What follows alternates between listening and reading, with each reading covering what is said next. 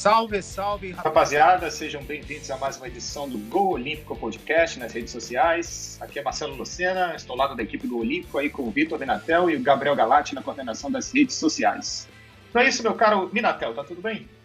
Fala, Marcelo, bom dia, boa tarde, boa noite a todos. Estamos aí com mais um convidado, um TikToker, YouTuber, narrador, como vocês quiserem, Arthur Souza, trabalha aí fazendo transmissão com jogos do Campeonato Brasileiro, da Europa, todo quanto é lugar. Arthur, fala um pouquinho sobre você, sobre um pouquinho da sua história, como você quis ser, né, um narrador, como surgiu isso em você. Fala um pouquinho de você aí para a galera aí que não te conhece. Salve Marcelo, salve Vitor, salve Gabriel, obrigado aí pelo convite.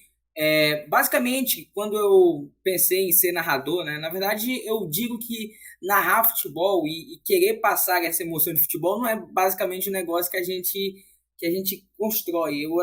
Pelo menos eu sinto que eu nasci assim, né? Gostava muito de jogar futebol virtual, não tenho esse talento para jogar tanto de verdade, mas gostava muito de jogar futebol virtual. E quando eu jogava com meus primos, a gente fazia os campeonatos, eu gostava de narrar. E na época eu era criança, então, não tinha técnica nenhuma de narração, era realmente só grito mesmo e tal, e passando a minha emoção naqueles jogos. E a partir daí, de eu continuar fazendo as narrações em casa, jogando só meus jogos e fazendo as narrações dos meus jogos, às vezes sozinho, a partir daí eu comecei a dizer, poxa, se eu gosto de fazer isso para mim, talvez possa existir pessoas que gostem também do que eu faço. E aí comecei a fazer um blog, ainda não de narração, ainda só para falar de futebol.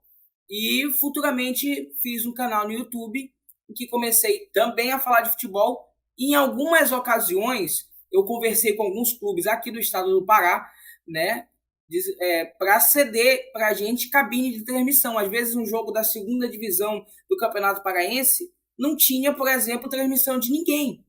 E às vezes tinha times tradicionais, como a Tuna Luso brasileira, que já ganhou a Série B do Campeonato Brasileiro, já ganhou a Série C, e disputava aquela segunda divisão, e eu via que tinha muita gente que queria assistir, e aí eu disse, poxa, vou falar. Aí eu entrava em contato com a assessoria de comunicação da Tuna, não tinha credencial de jornalista, não tinha credencial de nada, mas eu chegava e dizia, vocês podem ceder o espaço para que a gente possa trazer para um público que quer assistir o jogo e não pode estar longe por algum motivo.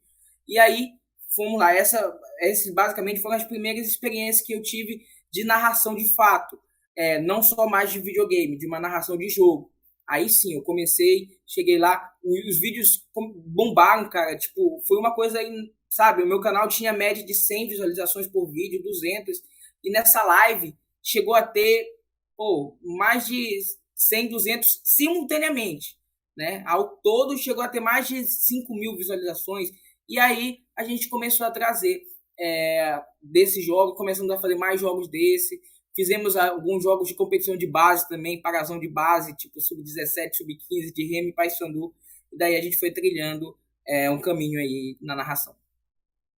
Muito bem. Ô Arthur, você parou um pouco de fazer pelo YouTube, né? Eu lembro quando eu fui atrás de você, eu vi que você estava fazendo mais pelo TikTok e tinha parado com o YouTube. Mas por que você parou?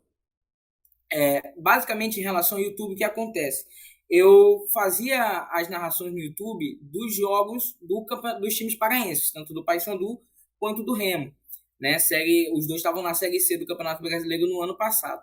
E aí, depois que a gente começou a fazer, isso até foi uma coisa que a gente foi pioneiro. Eu posso dizer que o meu canal foi pioneiro em fazer essas transmissões no YouTube aqui no estado do Pará.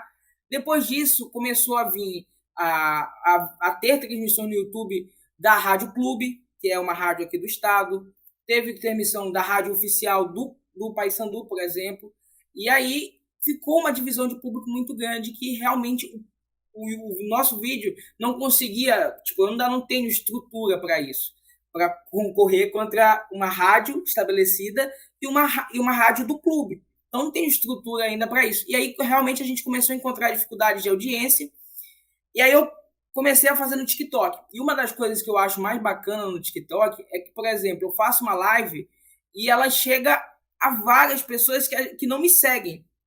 Então, aí permite que, através dessas lives de narração, mais pessoas conheçam o nosso trabalho. Tanto é que eu demorei 5 anos para alcançar 30 mil pessoas no YouTube e eu acho que vai fazer agora, vai completar agora um ano que eu estou no TikTok e eu já tenho o dobro disso, né? 63 mil seguidores.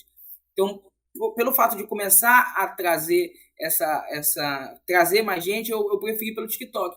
Isso não significa que eu não queira voltar para o YouTube. Eu tenho plano de voltar para o YouTube, de tentar fazer alguma coisa no YouTube quando eu tiver um pouco mais de estrutura, quando eu tiver crescido um pouco mais no TikTok. E agora eu estou também trazendo live na Twitch de videogame, narrando os jogos de videogame e também jogando. Eu pretendo também trazer algumas lives de narração mesmo, tipo, trazer um jogo no TikTok por semana, por exemplo. Um jogo no TikTok, um jogo na Twitch, porque aí eu acho que a Twitch até entrega mais os vídeos do que o próprio YouTube no momento. Mas, Arthur, uma curiosidade, assim, tão jovem, né? Qual é a tua idade? 22. 22 anos, assim, já tem essa paixão pela narração. Como é que tu definiria o processo de narração? Já nasce com dom, uma mistura da paixão, a técnica, o estudo? Se a gente pudesse dividir como se fosse uma fatia de pizza, assim, em termos de percentual, onde entra a paixão, o dom e a técnica, o estudo? Cara, eu diria assim, que 60% é a paixão, porque é algo muito difícil. Então, se você não for apaixonado realmente por você fazer narração, você não continua. Não digo nem que seja difícil a narração em si, porque com o tempo você vai adquirindo experiência e vai gostando cada vez mais, entendendo cada vez mais. Eu digo que é difícil você continuar narrando, porque como eu falei, eu tô trabalhando com narração de fato mesmo há uns 2 anos, trabalhando com narração. E, por exemplo, eu ainda não tive oportunidade de ter a narração num contrato fixo, por exemplo. Eu já recebi convite e já narrei pela CBF TV, né, numa partida do Castanhal aqui contra o Volta Redonda pela primeira fase da Copa do Brasil desse ano. Mas foi uma situação pontual. Então, se você não tem essa paixão, é fato que em breve você não vai continuar, porque é uma coisa difícil de você encontrar uma colocação, digamos assim, de mercado. Mas eu diria que 60% seria essa paixão, 20% seria técnica e estudo, porque você tem que estar aperfeiçoando. Eu gosto muito eu me inspiro muito em alguns narradores, né? E eu digo que, além do Galvão Bueno, que para mim é um master da narração, mas eu gosto muito da narração do André Henning, que eu acho que passa uma emoção fenomenal na narração dele, e gosto muito também do Luiz Roberto. Então, esses três aí, basicamente, são inspirações que eu tenho na narração, que a gente vai treinando, às vezes assistindo e vendo como é que eles fazem, né? Vendo como é que eles passam a emoção, através de um bordão, através de uma característica própria da sua narração, que você vai adaptando e vai trazendo para o seu jeito de narrar, para o seu jeito de transmitir, né? E, inclusive, isso é uma coisa que eu diria, os outros 20%, eu diria que seria experiência, algo do tipo assim, as demais coisas juntas. Mas eu diria assim, que, por exemplo, dentro de que eu comecei a narrar, eu sofri muito hate. Cara, eu sofri muito hate. Até porque, tipo, tem 63 mil pessoas que me acompanham e que gostam. Mas, além disso, é só pegar alguns dos meus vídeos, tem gente, tu só sabe gritar, tu só sabe, não consegue fazer nada além de gritar na narração, tu não consegue passar emoção. Eu tenho dificuldade, por exemplo, na dicção da letra R. Então tem gente que fala, é o Cebolinha, não sei o quê. Cara, a gente me estressava com isso. Hoje em dia, mano, pra falar, já até faço vídeo zoando no TikTok. Mas é algo que eu pretendo futuramente, por exemplo, fazer fonoaudiólogo para melhorar isso e etc.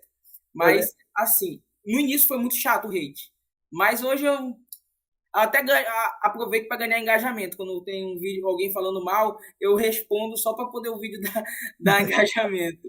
Eu lembro que uma vez eu tava assistindo, cara, você tava narrando melhor. Era um cara da Premiere, se eu não me engano, tava narrando um jogo, acho que era do Palmeiras. Aí eu parei assim, olhei sua live no TikTok, né? Aí você é bem melhor que o cara, você transmite a emoção de verdade. Aí um Zé Ninguém lá, um Zé Rapaz lá, comentando, os caras criticam, mas eu não sei porquê, né? Os caras às vezes criticam mais para tentar alguma atenção diferente. Eu falo, mano, como vocês podem criticar o menino? O menino tá demais, o menino tá dando um pau nesse narrador aí. Porque tem muito narrador ruim, não tem, Arthur? Na minha opinião, tem bastante, cara. Muito cara assim, não que ele seja ruim, assim, mas ele não transmite a emoção que é o que eu tô sentindo naquele momento. Eu, como torcedor de São Paulo, quero que o narrador, como o Gustavo Villani faz muito bem isso, transmita a emoção que eu tô sentindo. Quando é gol de São Paulo, a narração faz eu comemorar mais ainda. Tem muito narrador que você acha que é abaixo ou não? Cara, assim, os que eu conheço, né, porque eu me interesso por conhecer e ver, a maioria deles eu gosto. Agora, em relação à narração, é porque tem muito do estilo de narração. Eu gosto muito do estilo de narração daquele narrador que é empolgante. Por exemplo, eu já assisti alguns jogos em algumas plataformas, né? Que a gente vê um narrador que às vezes está narrando, parece que dá sono na narração. Isso eu não gosto. Tem gente que gosta, tem gente que gosta de uma narração mais parada, né? Eu acho que tem espaço para todo mundo. E eu não gosto. Eu acho um saco assistir jogo em que a gente está vendo e a narração seja assim, bem lenta, bem lenta, bem lenta. Eu não gosto. Mas é muito do estilo de narração mesmo. Eu, sendo sincero, eu tive uma dificuldade quando eu estava narrando na CBF TV, porque assim, eu estava acostumado a narrar sem imagem. Estava acostumado a narrar sem imagem. E quando eu fui narrar o jogo da CBF TV, eu tinha imagem, né? As pessoas estavam assistindo a imagem. E aí eu fui narrar o jogo e eu estava acostumado com a velocidade de um jogo sem imagens de rádio. Só que aí, no início, eu assistindo depois a narração, né? Eu fui assistir a minha narração, e no início eu realmente estava muito acelerado. E aí depois, pro final, eu fui cadenciando mais a narração, que uma transmissão com TV realmente traz pra gente. Agora, acontece muito dessa troca de meio, às vezes dá essa dificuldade aí. Perfeito, então, Marcelo, acabei interrompendo você, pode continuar aí. Pegando um gancho na pergunta anterior, Minatel, da questão da emoção, né? Porque, bom, o Arthur é torcedor do Papão, né? Tá revelando o time do coração, ele diz que envolve muita questão de emoção, né? De paixão. É possível disfarçar assim, o tom da narração quando o time do coração faz o gol? Porque o comentarista ali ele tem que ser mais centrado, né? Ali fazer a análise mais fria do jogo. Agora o narrador não, é pura emoção, pura paixão. Exatamente. É possível medir ali, porque dá a sensação, alguns narradores, por exemplo, falou do Villani. Villani é São Paulino, mas narra de todos os times assim, como se fosse gol do Brasil, enfim, de uma forma assim normal. Cara, foi até bom essa tua pergunta, porque eu lembrei do jogo mais importante que eu narrei aqui do estado do Pará, que foi simplesmente Remo e Paysandu, valendo acesso para a Série B do Campeonato Brasileiro. E o Remo ganhou o Paysandu de 1-0. E esse resultado praticamente tirou o Paysandu, né? Tirou o acesso do Paysandu e classificou o Remo. E eu narrei o gol do acesso azulino. Nossa. E, cara, imagina como é. Tu como torcedor, tu fica ali angustiado também antes de começar o jogo. Só que quando eu tava narrando, naquele momento, eu não tinha espaço para isso. Não tinha espaço para isso porque tava audiência boa, era repá, tal. Tinha que passar e realmente eu vou ser sincero que no início é muito complicado. No início eu tinha muita dificuldade de narrar, eu até nem gostava, eu preferia não narrar os jogos do Paysandu, justamente porque dava aquela vontade de tu e dar aquele xingamento na hora do jogo, sabe? Mas aí eu hoje em dia eu já narro os jogos de ambos os times, tanto do Remo quanto do Paysandu, de uma forma bem tranquila. Eu tive um jogo que eu narrei durante a minha passagem agora, que eu narrei essa Série C, que inclusive a gente narrou em loco a Série C do Campeonato Brasileiro, foi uma das maiores experiências que eu tive até agora. Esse jogo do Remo, quando o Paysandu estava no estádio do Mangueirão, assistindo o gol, até lembro até hoje da falha do goleiro. Mas tava eu e um amigo meu, que eu conheci ele através disso, ele também tinha essa vontade de ser narrador, estudante de jornalismo, e aí a gente revezava. Então ele também é torcedor do Paysandu, e a gente revezava. Tinha eu, ele, e depois chegou mais um outro amigo meu, que também é estudante de jornalismo, que ajudou a gente, e ele era comentarista, então, e ele era torcedor do Remo. Então a gente a gente fazia uma escala. Então, tipo, um jogo eu narrava, um jogo do Paysandu, uma semana eu narrava do Paysandu, outra semana era ele, e do Remo vice-versa. Então, assim, eu preferia, no início, né, narrar os jogos que não fosse do Paysandu, porque justamente para não haver isso. Mas depois, com o tempo, a gente vai trabalhando, a gente vai começando a enxergar e vai entrando tanto no clima da partida que a gente quer passar a emoção para o torcedor, que, como se a gente estivesse torcendo junto com ele na hora do gol, né? Sim. Então, eu acho que hoje em dia eu não tenho mais tanta essa dificuldade. Dois colegas, né, estudantes da profissão aí de jornalismo, como é que tu vê o mercado hoje para o narrador, Arthur? Claro, tu tá na região norte do Brasil, aliás, eu sou manauara, também da região norte, uma região... Bom, Belém é até melhor em termos de futebol que Manaus, né? Tem o próprio Remo e Paysandu tem mais representatividade a nível nacional. Mas como é que tu vê o mercado de uma forma geral para quem quer ingressar na profissão, quem quer viver disso? Cara, como eu falei no início, eu acho que o mercado hoje ele é bem fechado. Isso não significa que não é um desestímulo para quem está querendo seguir na profissão, porque, por exemplo, eu encontrei esse mercado fechado e resolvi abrir um canal no YouTube para trazer o meu trabalho. E foi assim, inclusive, que eu comecei a ganhar os primeiros recursos. Já tive patrocínio também para o meu canal, para as transmissões que eu estava fazendo. Tipo, eu não tinha como fazer isso, né? Eu abri uma empresa no meu nome. Hoje em dia eu não mantive mais ela, já fechei, porque no momento, como eu falei, não tinha estrutura para isso. Mas eu tinha uma empresa no meu nome e através dessa empresa eu busquei credenciamento junto à Associação dos Cronistas Esportivos. Eu também sou estudante de jornalismo. Eu parei a faculdade agora de jornalismo porque eu fazia duas.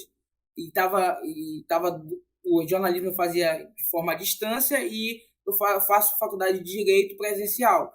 Como nessa história toda essa questão da pandemia, eu acabei tendo que fazer as duas no EAD e estava muito pesado. Então, eu dei um pause no jornalismo, que estava mais inicial, e aí vou continuar depois.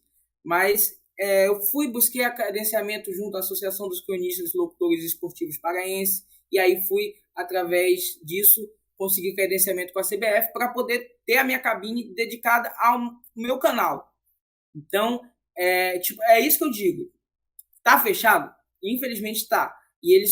Porque tem muitas pessoas que estão narrando hoje que já tem uma longa estrada de narração. E para essas pessoas serem substituídas, leva muito tempo, até porque é uma estrutura toda que tem para manter aquela galera, né? Então, eu acho ainda difícil. Então, a melhor forma, ao meu ver, de ingressar nisso é você mesmo meter a cara e, tipo, a gente vê tantas narrações, tantas rádios que estão agora surgindo na internet, até em rádios de clube, rádios dedicadas a algum clube.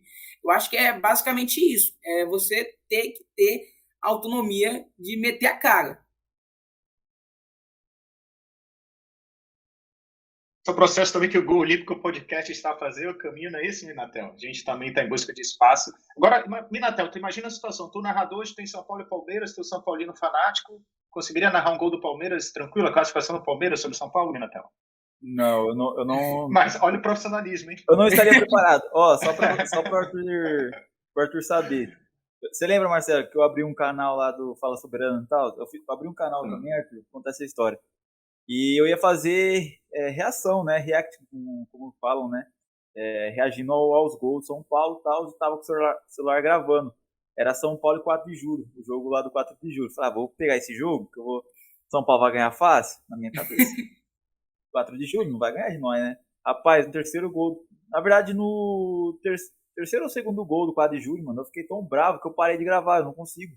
Eu fiquei muito bravo, mano. Eu não conseguia manter. Ô Arthur, você conhece o Wades Bala aí? Hã? Já ouviu Conhecer falar no não, só conheço de falar, mas conhecer não. Mas jogou no seu time, jogou? Jogou no Paysandu.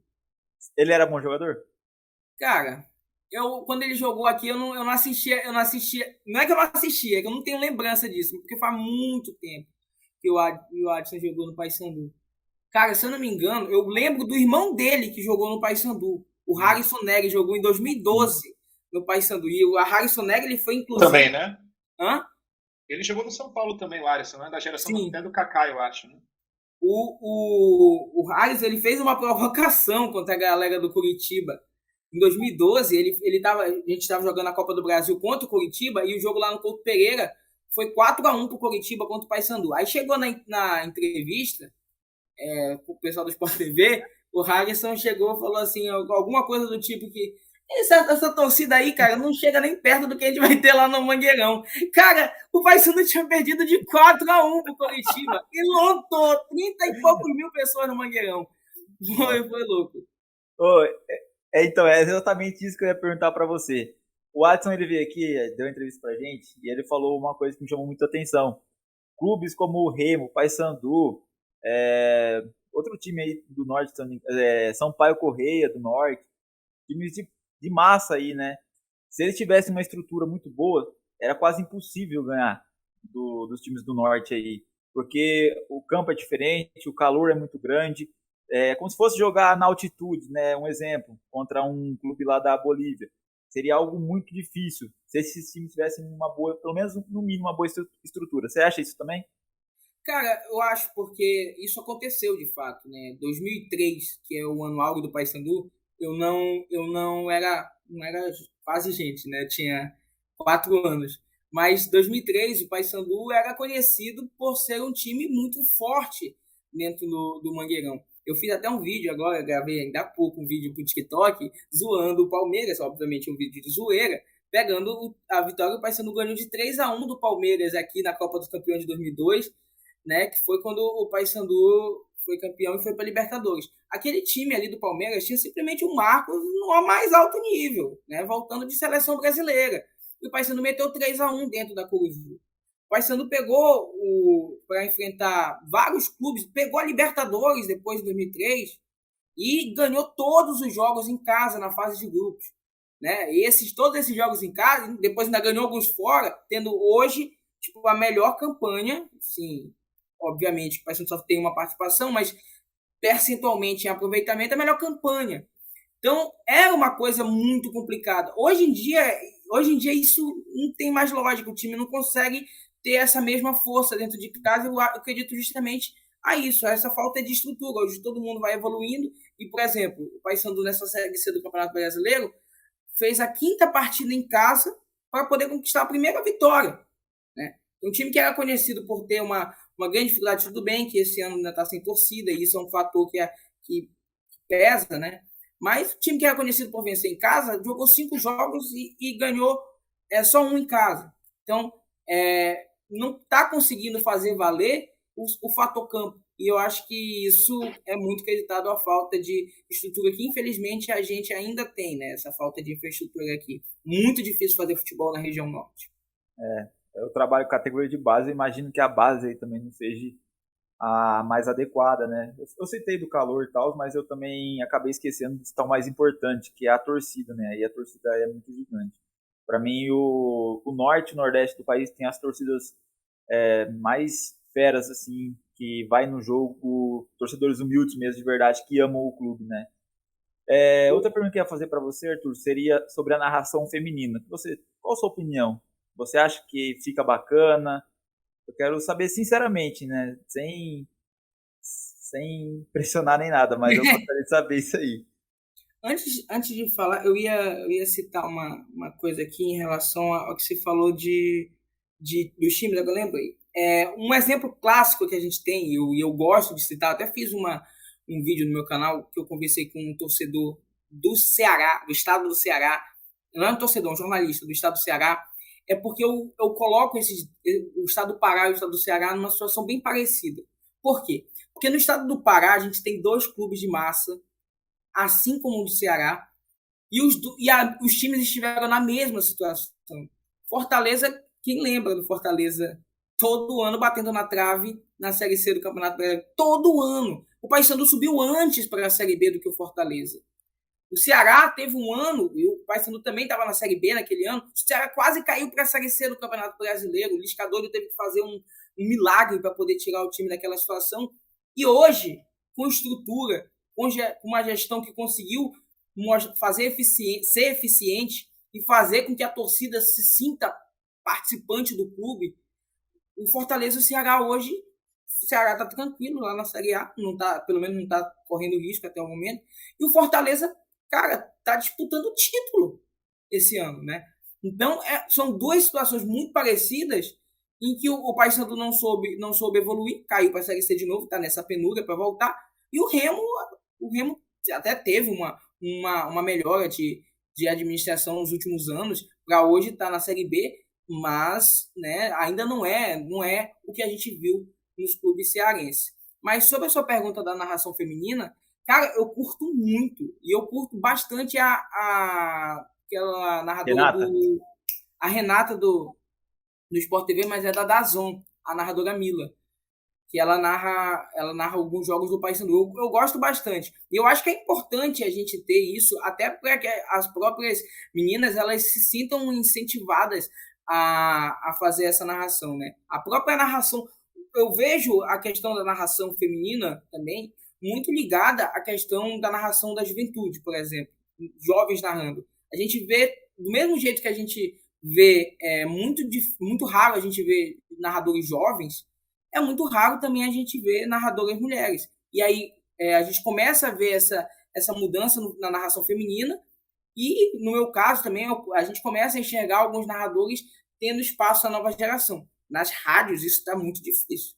É muito raro você ver numa rádio, até a mesma narração feminina, você vê numa rádio é muito raro.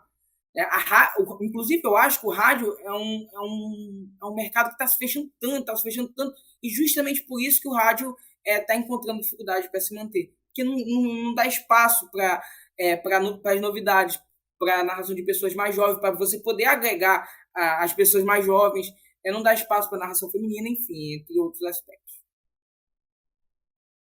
Perfeito. Eu também acredito que, como você falou, né? A mulher narrando e vocês jovens narrando, tem uma barreira muito grande aí no meio, né? É muito difícil. Marcelo Lucena.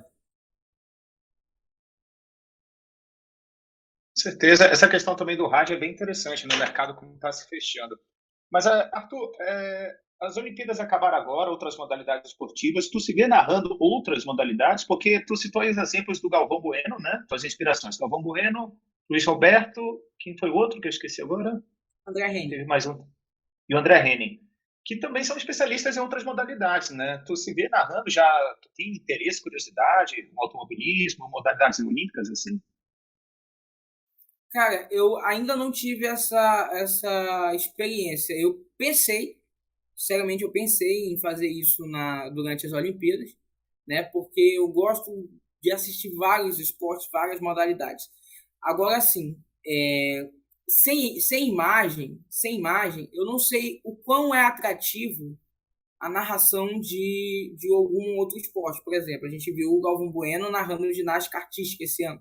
Então, na televisão, vendo numa disputa de medalha e tal, uma coisa mais... É bacana.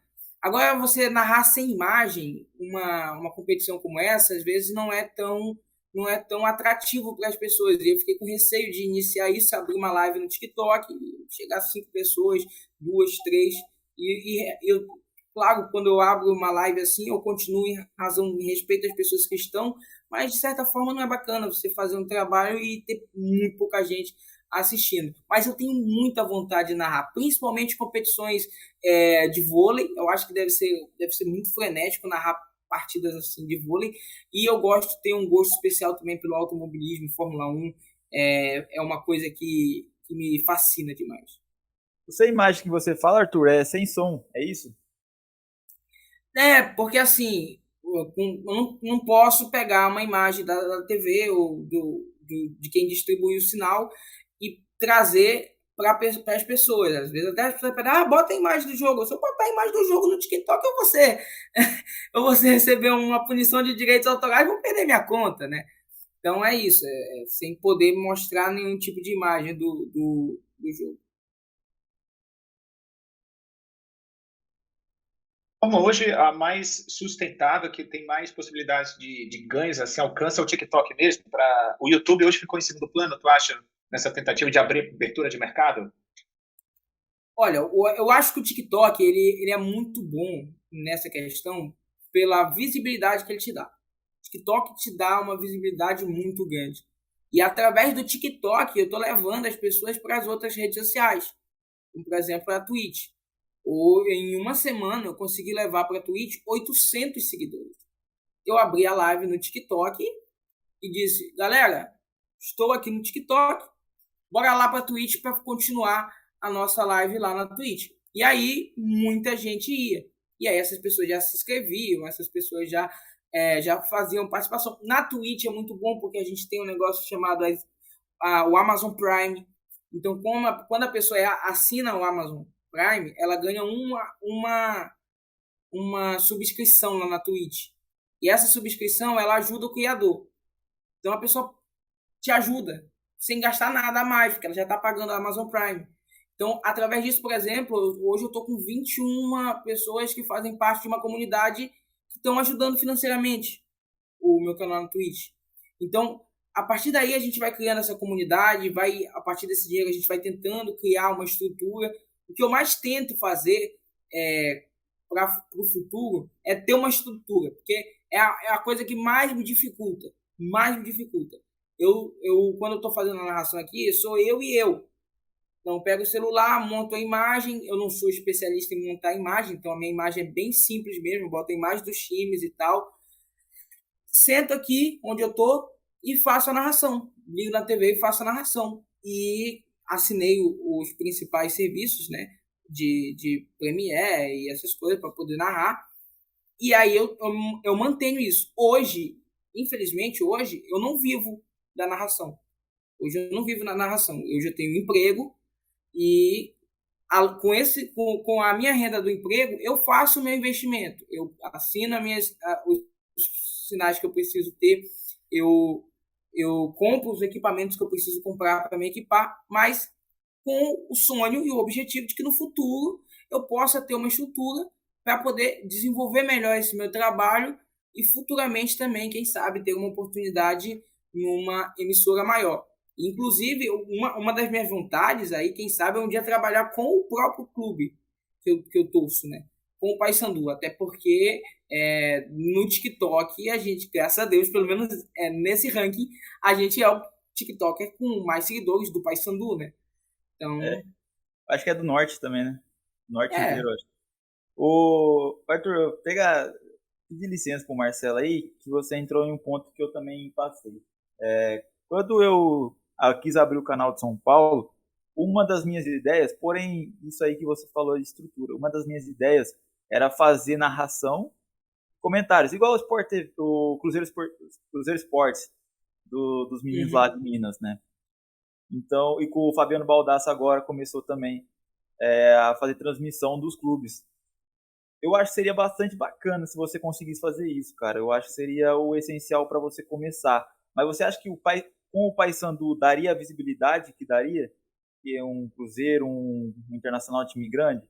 Você acha que para você trabalhar para um clube, não um clube, ser independente, tá? Vamos supor, você só narrar jogo do Paysandu com a camisa do Paysandu mesmo, como se fosse o Cruzeiro Esporte que faz lá. Você acha que daria um retorno bacana? Vou te ser sincero, sim. Eu não estou falando só pela paixão. Por quê? Porque o Paysandu o Paysandu e o Remo também, quando eu falo, é porque ambos são rivais e com características bem parecidas de torcida. O Paysandu tem uma torcida que é muito apaixonada e no estado do Pará muito numerosa. Então, eu acho que se eu fizesse um trabalho de um canal, inclusive eu até falei que era um plano meu, só que hoje em dia, como o Paysandu tem a sua própria, aí é 1000 vezes mais difícil, né? O Paysandu tem a Rádio Lobo hoje. Então é 1000 vezes mais difícil a gente concorrer com o clube que tem a estrutura, que grava lá com o fundo da Curuzu, que tenha todos os equipamentos top, que tem toda a sua logística. Então aí é muito complicado fazer isso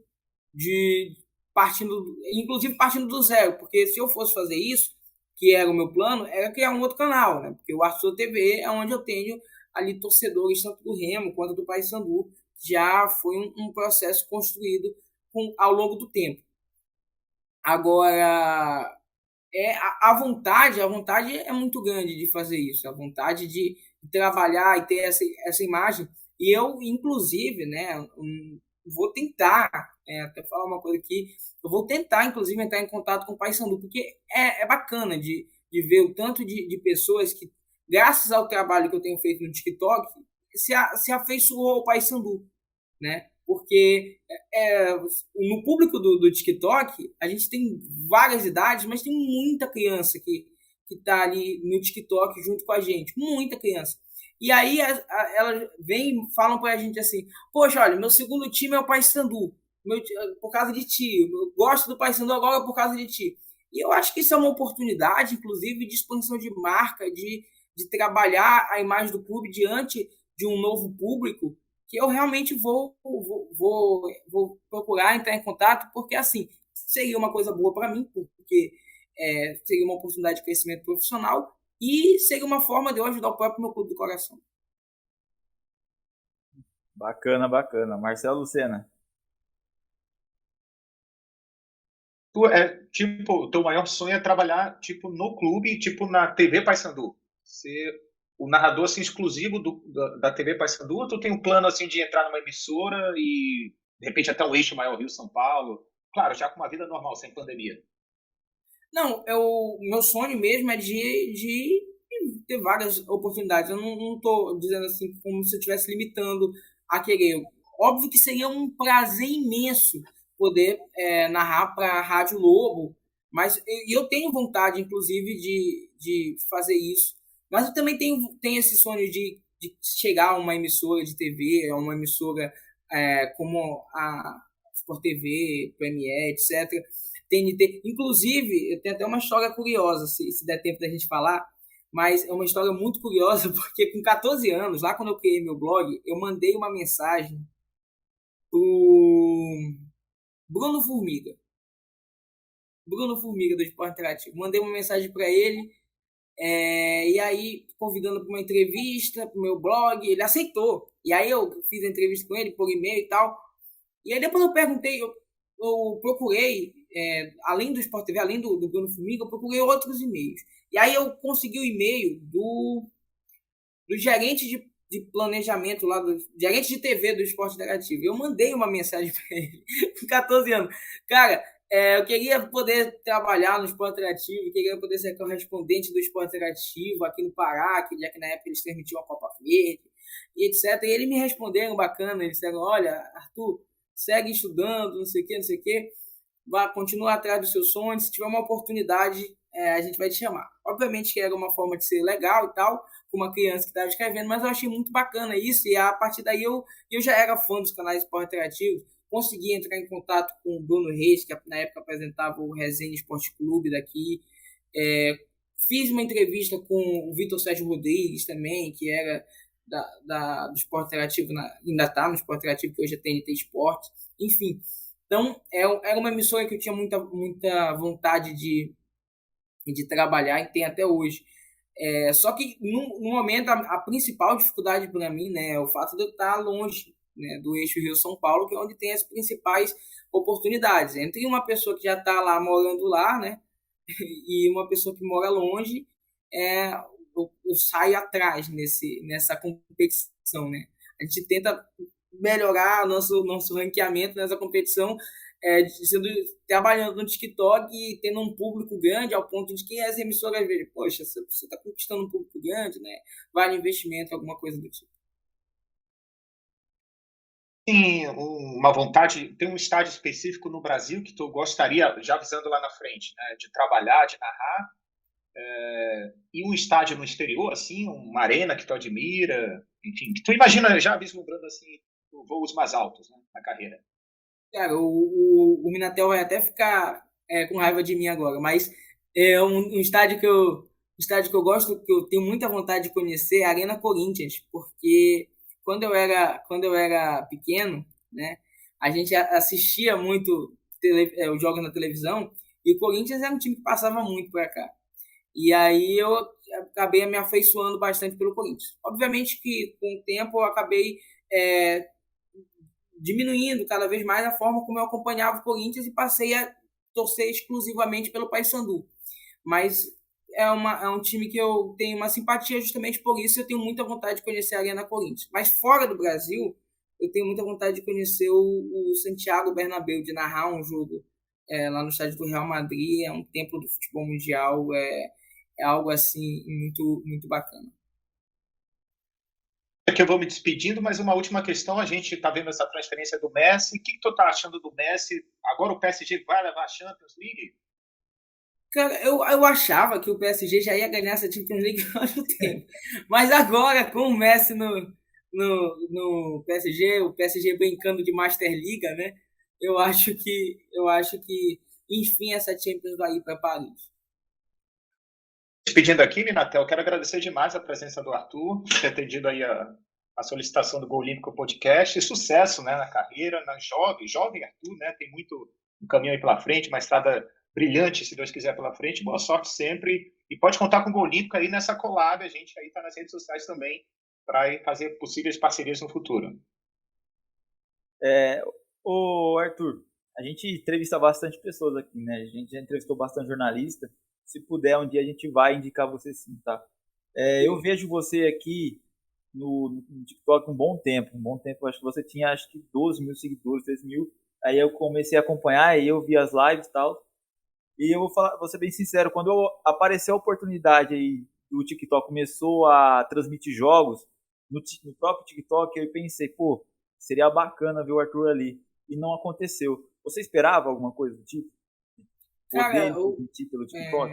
Quando um amigo meu me falou, inclusive na Série C do Campeonato Brasileiro, né, eu realmente fiquei pensando, poxa, já o TikTok vai transmitir, é uma forma de a gente já trabalha na plataforma há um tempo, né, já usa a plataforma há um tempo, então eu pensei que poderia acontecer, tanto é que eu gravei um vídeo, fiz campanha e tal, e infelizmente essa oportunidade ainda não apareceu. Eu digo ainda porque eu sou uma pessoa muito sonhadora e eu acredito em Deus e tal, acredito que a gente batalhando vai ser possível um dia, se Deus quiser.